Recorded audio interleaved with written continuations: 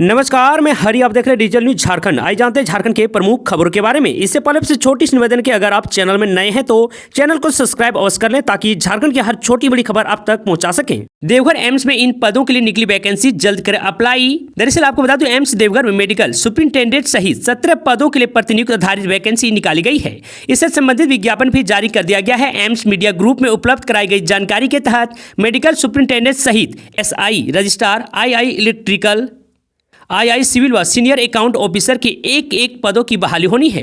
वहीं nursing superintendent, deputy nursing superintendent के दो पदों की वैकेंसी है।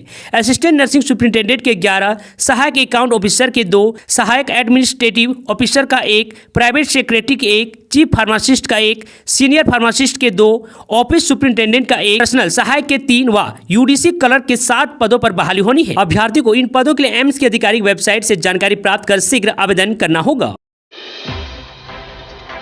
देश भर में पेट्रोल और डीजल 2 रुपये सस्ता, नई कीमतें आज सुबह 6 बजे से लागू। दरअसल आपको बता दूं, लोकसभा चुनाव से पहले पेट्रोलियम कंपनियों ने लोगों को राहत दी है और पेट्रोल और डीजल के दामों में 2 रुपये प्रति लीटर की कटौती कर दी है।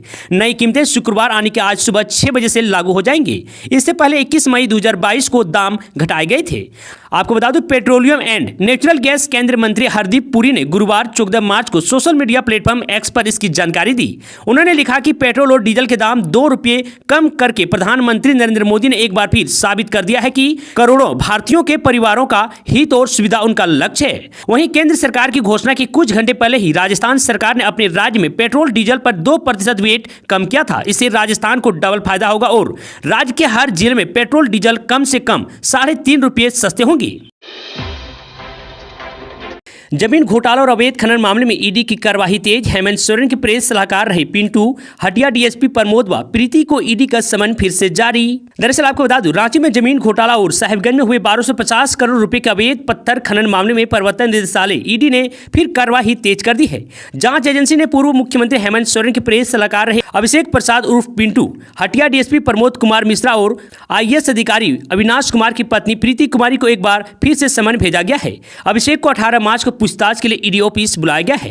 वहीं प्रमोद को 19 मार्च और प्रीति कुमारी को 20 मार्च को जांच एजेंसी के कार्यालय में उपस्थित होने के लिए कहा गया है। आपको बता दूं, जांच एजेंसी ने जमीन और खनन घोटाले में 3 जनवरी को अभिषेक प्रसाद के आवास पर छापेमारी की थी। वहां से कई डिजिटल उपकरण सहित कई संदिग्ध दस्तावेज जब्त किए गए थे। आपको बता दूं, उन दस्तावेजों की जानकारी लेने के लिए अभिषेक को 16 जनवरी को समन जारी कर पूछताछ के लिए बुलाया गया था, पर वे नहीं आए थे। उन्होंने ईडी से कहा था कि उनकी पत्नी बीमार है, इसलिए 22 जनवरी के बाद बुलाया जाए। इसलिए ईडी ने 22 जनवरी के बाद यानी कि मार्च में सभी को बुलाया गया है।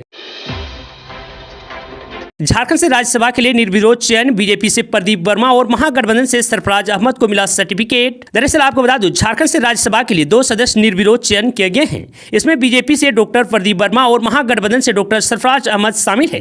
दोनों प्रत्याशियों ने 11 मार्च को चुनाव लड़ने के लिए नामांकन भरा था, लेकिन 2 ही प्रत्याशी होने की वजह से उन्हें निर्वाचित घोषित कर दिया गया है। आपको बता दूं, झारखंड विधानसभा के सचिव सैयद जावेद हैदर ने इसकी घोषणा की है।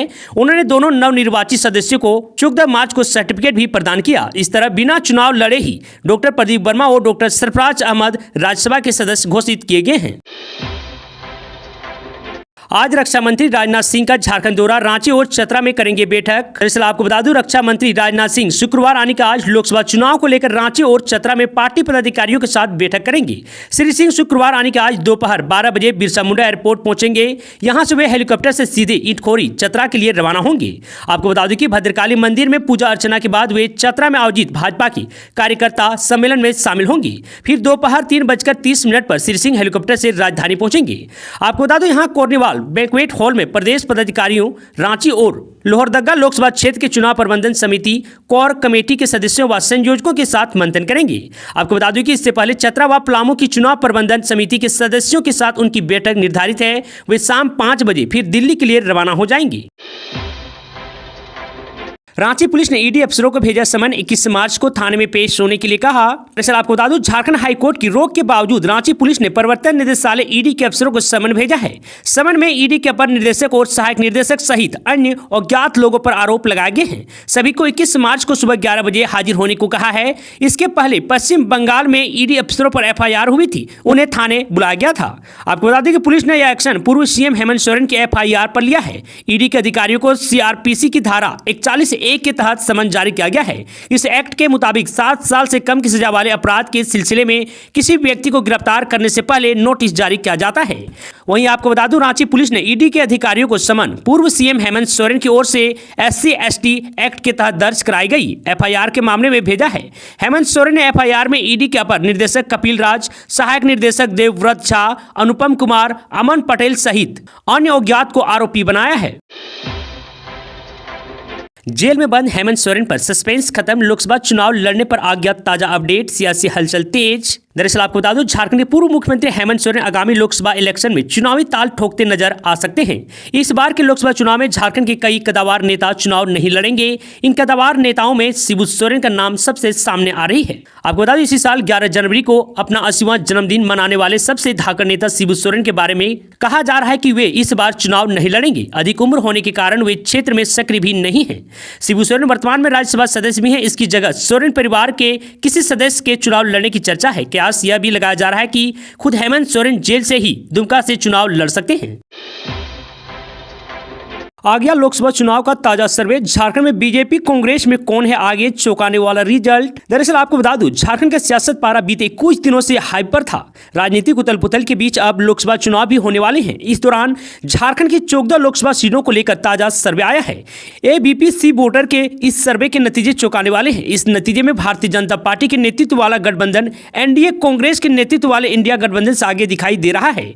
आपको बता दूं, इस सर्वे में NDA सीटों और वोट प्रतिशत दोनों मामले में इंडिया गठबंधन से आगे निकलता दिखाई दे रही है। आपको बता दूं, लोकसभा चुनाव से पहले ABP-C वोटर ने मिलकर झारखंड की 14 सीटों पर सर्वे किया है। आपको बता दूं कि सर्वे में झारखंड की 14 सीटों में से 12 सीटों पर NDA गठबंधन आगे दिखाई दे रहा है और 2 सीटों पर इंडिया गठबंधन को जीत मिलती हुई दिखाई दे रही है।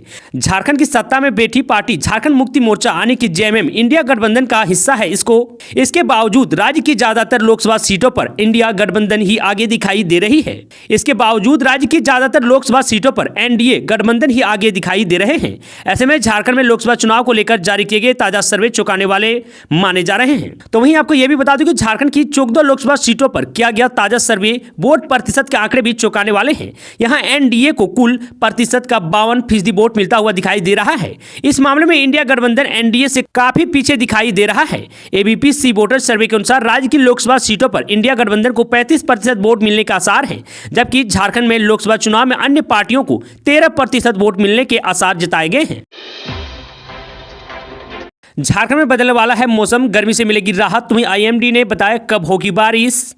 दरअसल आपको बता दूं, झारखंड के विभिन्न जिलों में बुधवार को मौसम साफ रहा। धूप कड़ी होने के कारण राजधानी समेत राज्य के विभिन्न जिलों के अधिकतम तापमान में 2 से 3 डिग्री तक की वृद्धि हुई है। वहीं आपको बता दूं, राजधानी के आसपास कहीं कहीं बारिश हुई है। रांची के कटहल मोड़ और आसपास के इलाके में आधे घंटे तक अच्छी खासी बारिश हुई है, जबकि हिनू, बिरसा चौक, डोरंडा, हरमू और आसपास के इलाके में हल्की बारिश हुई है। तो वहीं इधर मौसम विभाग ने 15 मार्च से बादल छाए रहेंगे इसका अनुमान किया है, जो 19 मार्च तक रहेंगे, जबकि 16 से लेकर 17 मार्च तक बारिश होगी। मौसम विभाग के अनुसार राज्य में पिछले 24 घंटे के दौरान अधिकतम तापमान में वृद्धि हुई है। राजधानी और जमशेदपुर समेत राज्य के कई हिस्सों में यह सामान्य तापमान से अधिक चल रहा है। अगले 5 दिनों में मौसम में होने वाले बदलाव के कारण अधिकतम तापमान नीचे आएगा। इससे रांची समेत राज्य के विभिन्न भागों में बढ़ रहे तापमान और गर्मी से लोगों को राहत मिलेगी। कांग्रेस विधायक अंबा प्रसाद के ठिकानों पर छापेमारी में लाखों कैश समेत क्या क्या मिला, ईडी ने बताया। दरअसल आपको बता दूं, कांग्रेस विधायक अंबा प्रसाद के ठिकानों पर प्रवर्तन निदेशालय ईडी की छापेमारी खत्म हो चुकी है। इस छापेमारी के दौरान प्रवर्तन निदेशालय को कैश समेत कई सामान मिले हैं। ईडी की तरफ से बताया गया है कि प्रवर्तन निदेशालय ने 35 लाख रुपए कैश बरामद किए हैं। इसके अलावा डिजिटल डिवाइस, सर्किल ऑफिस के फर्जी स्टाम्प, बैंक के और कई अन्य संदिग्ध दस्तावेज बरामद किए गए हैं। कई कागजात हाथ से लिखे हुए हैं और इसके अलावा डायरियां भी मिली है। आपको बता दूं, ईडी ने झारखंड की राजधानी रांची और हजारीबाग में 12 मार्च को करीब 20 ठिकानों पर छापेमारी की थी। यह छापेमारी अंबा प्रसाद, योगेंद्र साव और उनके परिवार के सदस्यों के खिलाफ मनी लॉन्ड्रिंग से जुड़ा हुआ है। आपको बता दूं, ईडी ने कहा है कि यह केस साल 2002 का है, जो रंगदारी, लेवी वसूली, अवैध बालू खनन और जमीन हथियाने जैसे आपराधिक गतिविधियों से जुड़ा हुआ है। वहीं आपको बता दूं, झारखंड में लोकसभा चुनाव से ठीक पहले ईडी की तरफ से तबातोड़ कार्रवाई से हड़कंप मच गया है। अंबा प्रसाद बड़कागांव से विधायक हैं। बताया जा रहा है कि डिजिटल सबूत के तौर पर मोबाइल, लैपटॉप सहित कई सामान ईडी ने जब्त किए हैं। जानकारी सामने आई थी कि जिस वाहन से अंबा प्रसाद चलती थी उसकी भी जांच की गई है। आपको बता दूं कि इस छापेमारी को लेकर अंबा प्रसाद ने कहा था कि उन पर काफी दिनों से बीजेपी टिकट पर हजारीबाग लोकसभा सीट से चुनाव लड़ने का दबाव बनाया जा रहा था, लेकिन जब उन्होंने भाजपा की टिकट पर चुनाव लड़ने से इनकार कर दिया तब जांच एजेंसियों का गलत इस्तेमाल करते हुए ये छापेमारी की गई है।